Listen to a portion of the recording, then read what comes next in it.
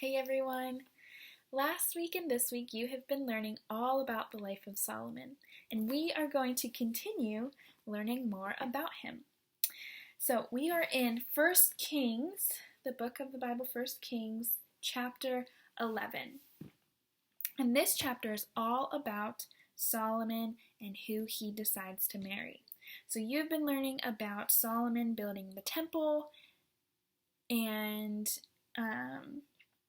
how he is doing really well with ruling the kingdom. He's wise and everything is going very well for him. But in this chapter, chapter 11, is when things start to take a bad turn. So, God instructed Solomon and the Israelites to not marry women who weren't part of their kingdom. He said that there are many foreign women from the Moabites, the Ammonites, the Edomites, Sidonians, and the Hittites. And God said, you must not marry with these women because they will surely turn your heart after their gods. And the gods that these women believed in weren't real. Remember, we only believe in one God, and He is the one true God. That's the God we pray to, and that blesses us, and that just gets us through everything. And so He's the only true God. All the other gods are idols, and they're just not real, and they're not good.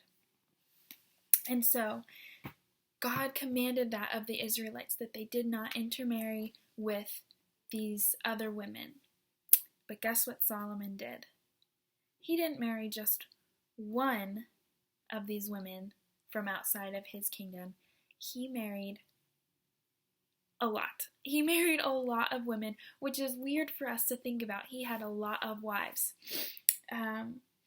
But he disobeyed God's command. And guess what started happening? He started to believe in these fake gods, and he started building things for these gods and giving them sacrifices. And we know from the 10 Commandments that God says, don't have any other gods before me and don't worship idols. So Solomon broke 2 of the very important, very first commandments. And so how do you think that made God feel to have Solomon disobey him? He was probably very upset, and he actually became angry with Solomon because he broke his commands. And so God said to Solomon that he was going to tear the kingdom from him. But he said he wasn't going to do it while Solomon was alive. So that's kind of hard to understand too. But God said that he was going to take away the kingdom from Solomon's son. So because Solomon disobeyed, he made a bad choice, and that affected his son from becoming the ruler over Israel. And so that was really sad for Solomon's son and the kingdom of Israel. So, what we can learn from Solomon is to not disobey God's commands. We want to stay close to God and listen and obey all of the commands that He has given us. All of the 10 Commandments and anything else that God says in His Bible.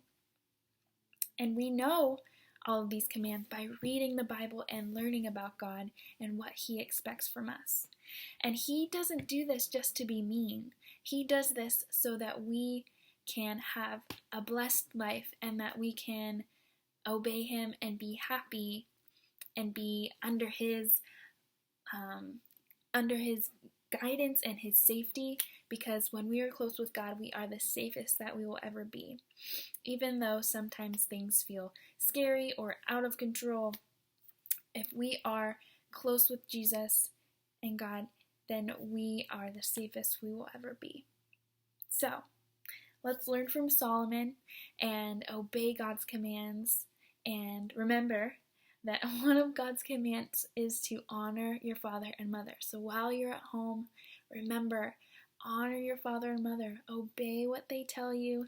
They are doing the best they can, and they love you so, so much.